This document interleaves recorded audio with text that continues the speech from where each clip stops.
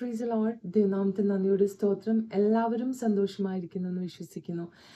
ഇന്ന് പകൽ സമയം ഞാൻ നിങ്ങളുമായി ഷെയർ ചെയ്യാൻ ആഗ്രഹിക്കുന്ന ഒരു ചെറിയ ചിന്ത.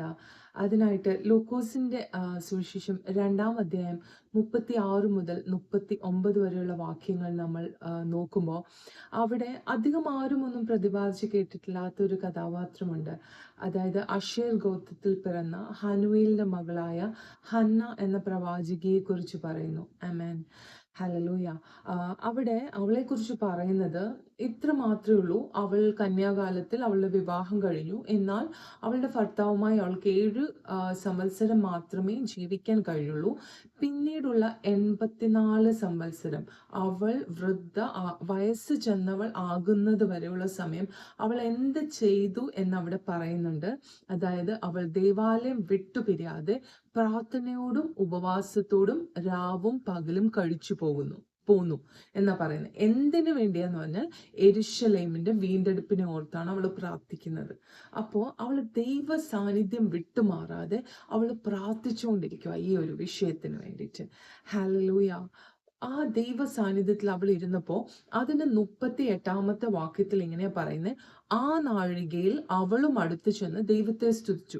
അപ്പൊ അത് വായിച്ചപ്പോൾ ഞാൻ ഓർത്തു, ഇങ്ങനെ എന്താ ആ നാഴികയിൽ അവളും അടുത്ത്, ആ നാഴികയിൽ എന്തായിരിക്കും സംഭവിച്ചത്, അവൾ എന്താ പെട്ടെന്ന് ഇങ്ങനെ ചെന്ന് ദൈവത്തെ സ്തുതിച്ചു എന്ന് പറയാം. അപ്പം പരിശുദ്ധാത്മാവ് അതിന്റെ പിന്നിലോട്ടുള്ള വാക്യങ്ങളിലോട്ട് കണക്ട് ചെയ്യുമായിരുന്നു. അവിടെ പറയുന്നത് 2-ാം അധ്യായത്തിൽ നമുക്ക് എല്ലാവർക്കും അറിയാം, ശുദ്ധീകരണ കാലത്തിന് വേണ്ടി ജോസഫും മറിയയും യേശു കർത്താവിനെ യെരൂശലേമിലേക്ക് കൊണ്ടുവരുന്ന ആ സമയത്ത് അവിടെ ഇസ്രായേലിന്റെ വീണ്ടെടുപ്പിനെ കാത്തിരുന്ന ഷിമിയോൻ എന്ന മനുഷ്യൻ യേശു കർത്താവിനെ കയ്യിലേന്തി ദൈവത്തെ സ്തുതിക്കുന്നുണ്ട്. ഇതാ നാഥ, തിരുവചനം പോലെ നീ അടിയന് നന്മ ചെയ്തിരിക്കുന്നു, ഇസ്രായേലിന്റെ രക്ഷ എന്റെ കണ്ണ് കണ്ടുവല്ലോ എന്ന് പറഞ്ഞ് ദൈവത്തെ സ്തുതിക്കുന്ന ആ സമയത്ത് പിന്നെ നമ്മൾ ഈ കണക്ട് ചെയ്ത് വായിക്കുമ്പോൾ ഹന്ന ആ നാഴികയിൽ അവളും അടുത്തു ചെന്നു എന്ന് പറഞ്ഞാൽ അവളും ഷിമ്യോനോടൊപ്പം ആ ദേവാലയത്തിൽ ഉണ്ടായിരുന്നു. യേശു കർത്താവിനെ അവളുടെ കണ്ണുകൊണ്ട് അവളും കണ്ടു. ഹല്ലേലൂയ. അവൾ എന്തിനു വേണ്ടി കാത്തിരുന്നു പ്രാർത്ഥിച്ചോ അത് അവളുടെ കണ്ണാലെ കാണുവാൻ തക്കോണം ദൈവം അവൾക്കും ഇടയാക്കി. അതിനുശേഷം പറയുന്നത്, അവൾ ദൈവത്തെ സ്തുതിച്ചും കൊണ്ട് യെരൂശലേമിന്റെ വീണ്ടെടുപ്പിനെ കാത്തിരിക്കുന്ന എല്ലാവരോടും പോയി ഇത് പറയുമായിരുന്നു. ഹല്ലേലൂയ. അപ്പൊ അവളുടെ ജീവിതത്തിൽ അവൾക്കൊരു കോളിംഗ് ഉണ്ടായിരുന്നു. ഹല്ലേലൂയ. അവളുടെ ലൈഫിന്റെ പർപ്പസ് എന്തായിരുന്നു?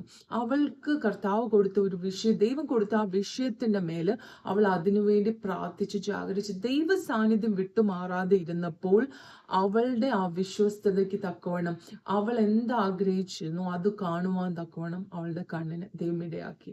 ഹല്ലേലൂയ. ഈ ദിവസങ്ങളിൽ നമ്മളെ ഓരോരുത്തരെയും ഓരോരുത്തരെ കുറിച്ചും കർത്താവിന് ഒരു കോളിംഗ് ഉണ്ട്, ഒരു പർപ്പസ് ഉണ്ട്.